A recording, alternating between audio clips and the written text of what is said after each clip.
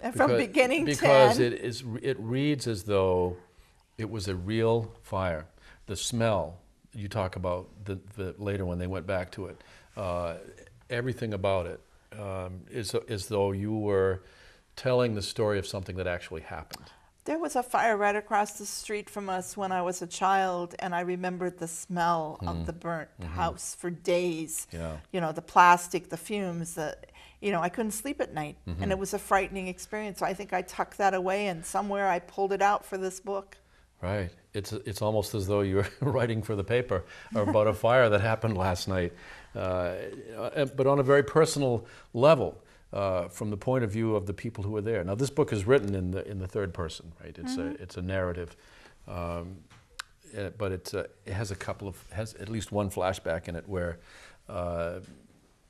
you talk about the parents who were killed in a car accident. That chapter is a flashback, so it's written in present tense, but as a flashback. Very interesting way to do something, I think, to pull that story and this is something that he's kept inside of himself, and it has really affected his life up to and through this book.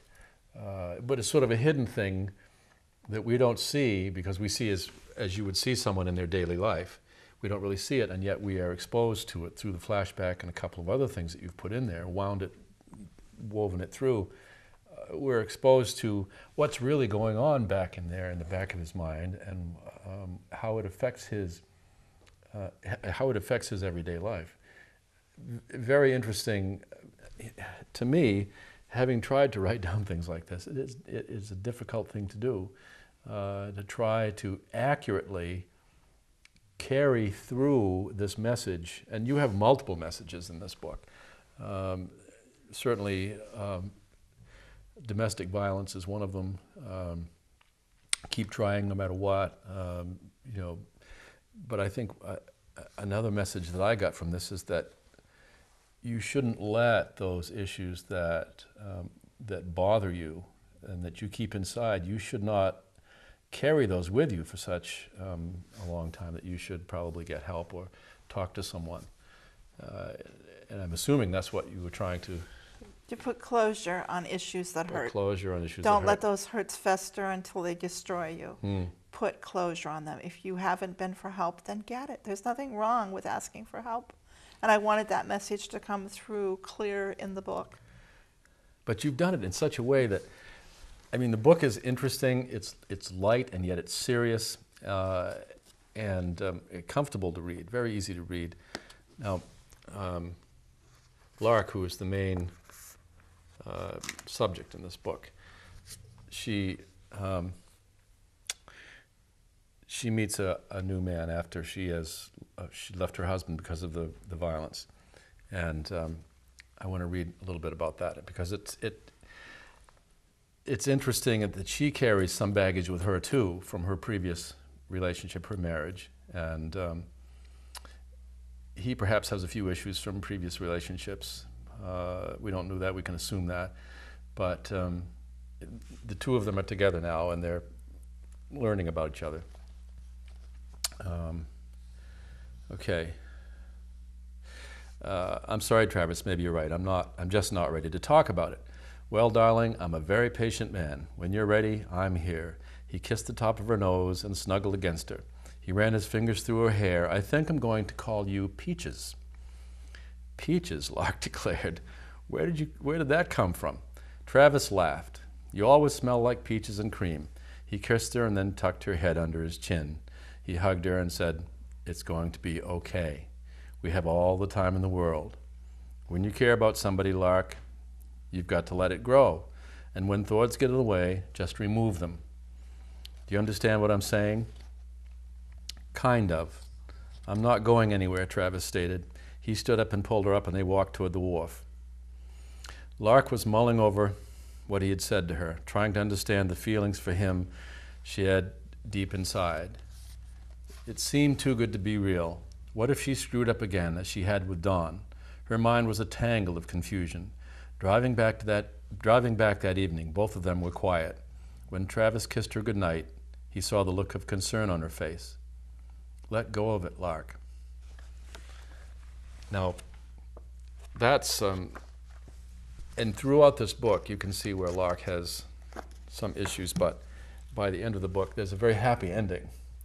You know, you always hope that these things have happy endings. You never know. But the book is so well written and so light throughout that, you know, you're waiting for that happy ending. You know it's going to be there.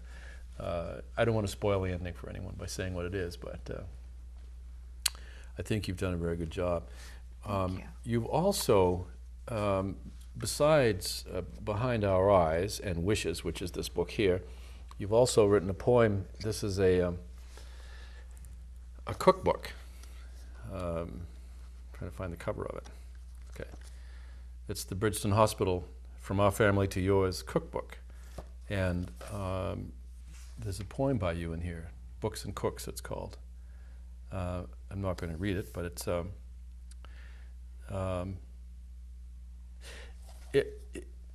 it's an interesting poem, needless to say.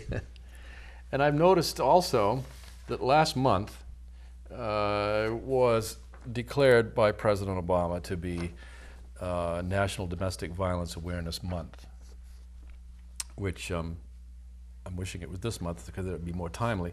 But I think everyone, and I think this is probably one of the messages that you're trying to get through from Wishes, is that people should be more aware of domestic violence and that there can be a happy ending. And I think more and more today we are aware of it, but still there are times when the woman says it's my fault, I shouldn't have said that or I shouldn't have done that, and they stay in this relationship only to be abused again and again. What message do you have? You know, this message in this book as she left her husband, and interesting that back in the '60s, women didn't do that, as you said earlier. She left her husband. She just left, cut it off, and I don't want to ever see him again. I'm going to divorce him. That is a powerful, powerful message for someone who's small in stature, but very strong in will, I think, from the way you've described her. What other messages are you trying to get out of this book? Well, I think it's really important for women in those type of situations to know there are places you can go today. There is help. There are people that will listen to you, keep you safe, and advise you well. Mm-hmm. And if you're in that kind of a situation, call the hotline, call the numbers, get the help you need. Don't think it's going to get better. Mm-hmm.